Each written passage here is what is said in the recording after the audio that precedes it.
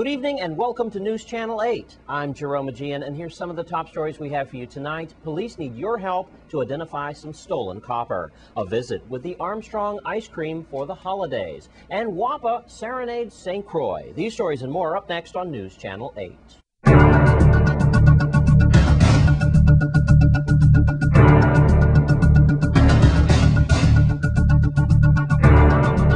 In our top story tonight, the Virgin Islands Police Department have recovered some stolen copper on St. Croix, and they need your help. More unfortunate families are seeing desecration of their family plots, all because of the value of copper. If this spool of stolen copper belongs to you or you know anything about the recent theft of copper, please call 911 or Crime Stoppers at 1-800-222-TIPS. And in other news, Miss Lillian Sutherland of MOTAP wants to remind you about the importance of organ donation. Let's take a look. Good morning, everyone. We'd like to thank you for joining us today for MOTAP's unveiling of its first promotional sign pushing bone marrow donation. Last year, when the call went out for bone marrow donors, this community responded overwhelmingly. At that time, we were trying to help a young woman named Kifra Nielsen. And so today, we're going to be honoring Kifra by putting her to work here at our favorite spot in Sunny Isle. At this time, I'm going to ask the parents of Kifra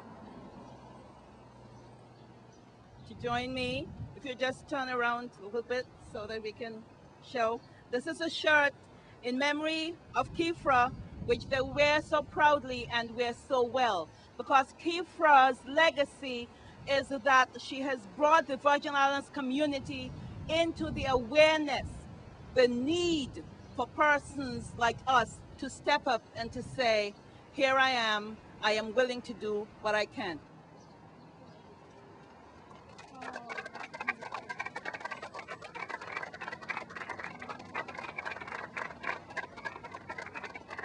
And thanks, Miss Sutherland of MOTAP.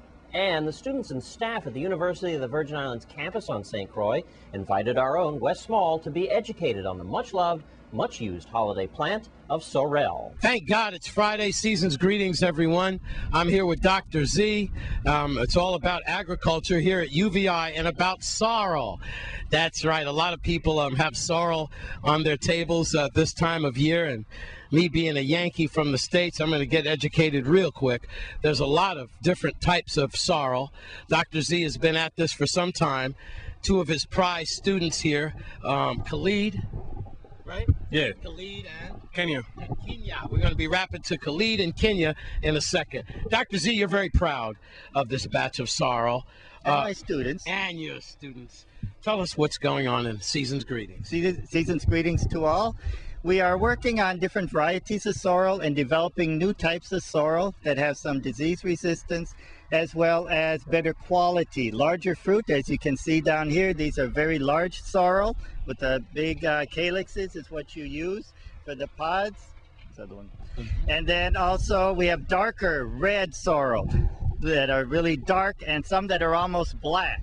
Wow. So we have, in this field, we have 15 different types that we've been working on breeding and also looking at tolerance to the caliche. You can see a little yellow leaves. They don't like the high pH soils.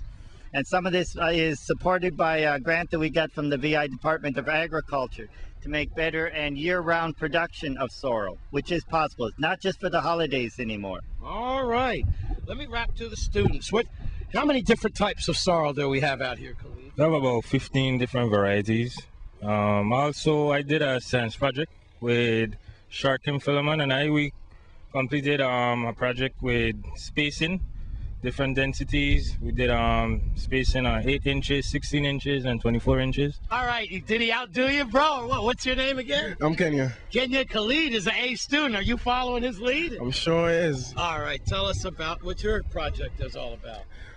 I'm not doing a specific project. I am employed and working here with the sorrel, and especially I enjoy the sorrel. There's many varieties to experiment as to which one produces more fruit.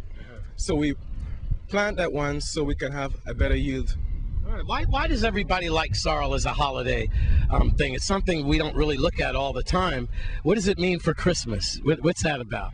Well, I have the color red. Yeah. And the red is surrounded by Christmas. Yeah. It can be made into wine, sorrel wine. Ah. Of course, it has nice juice. You add whatever flavor it has. And it's a red juice. It's a red juice. Yeah. And it's, of course, high in vitamin C. All right. Another A? Oh, yes, he did. Kenya is doing a little work. They're doing some breeding work. You can see some tags over there. They're making some crosses with the sorrel. So all right, we're gonna walk. We're gonna walk down and wrap this up. But I'm sure you've got a lot to tell the community.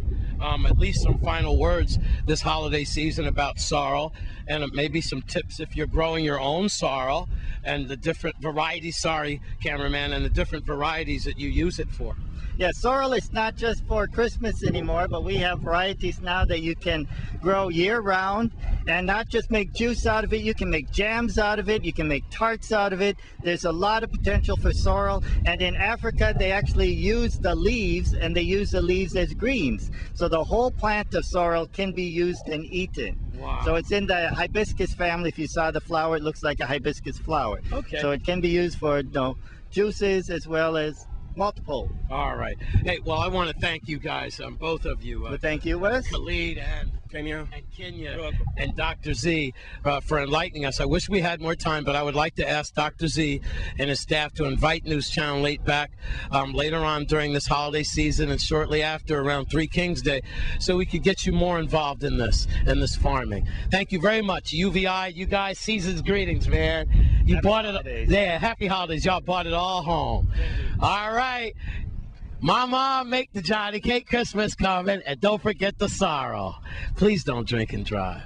I'm Wes Small for News Channel 8. And we want to thank the university for updating us on the great uses of sorrel. And speaking of great uses of sorrel, we now take you to Armstrong Ice Cream, where they've got holiday flavors for you. Let's take a look with Wes Small sticking in the scoop. Season's greetings, everyone out there. I'm here with Mr. Armstrong. He's been here a whole lifetime. And I'm here with Leah, who's 7 years old? 6. 6. Okay, I don't want to make you old before your time. And this is your mom. And you got a little brother or little sister coming your way soon? Maybe. I believe you do. Baby brother. A baby brother. All I want for Christmas is a baby brother. You better treat him right. All right, let's taste some of that Armstrong. What you got, gooseberry, Mom? Yeah, we got gooseberry today. Go ahead, Leah. Mr. Armstrong, this is great, isn't it? Yes, it is. You Wonderful. made your first batch of this stuff when? Of this morning, guava berry. And this goes real fast. It's gonna go very fast. Honey Hush. What do you, is that good? Mommy said never talk with your mouth full. Yeah, I know. You think your little self could eat all of that? You're gonna try. She'll try. She's not saying much. Hey, Mom, Merry Christmas to you and your entire family. Likewise, season's greetings. Thank you very much. Mr. Armstrong, I think this pretty much says it all, doesn't it? It surely does. Look That's at right. that. That's what you make quality ice cream. Mr. Armstrong, tell me about your world famous guava berry ice cream. Yes, Wes, this coming Sunday, we're gonna have our 13th guava berry day. Last year, we was absent because there were no guava berries, but we're gonna do it again this year. The batch came out perfect this morning, as I'm sure everyone can see. But Wes, the day is gonna be a great event. We're gonna have lots of guava berry ice cream, lots of food, Gloria Joseph red pea soup, famous red pea soup. And it doesn't last long. No, it doesn't. We don't expect it to. Do people call and make orders? No, you gotta be here and get the good stuff. Wow. We're gonna have a lot of food. We're also gonna have Sharon Williams from Grove with the sweet bread and the tarts, and traditional. And we're gonna have Laverne Bates with the guava berry rum and her cakes and lozenges, and so it's a day when you can come and everything that's Crucian, that's festival, will be available right here on Sunday, all day long. And before I forget, the Ageless Wonders, Stanley and the Sleepless Nights will be here. All right. Well, with that, I've got mine. I hope you folks get yours. so you can eat your guava berry. Well, then all you got to do, right? You got it. Just say your name for News Channel 8. I'll be right here. Julie DeTurville for News Channel 8, signing off. And that's the scoop. Looks like West Small took about 2 scoops. And when we come back from this break, we'll take a look at your Caribbean report for tonight. Stay with us.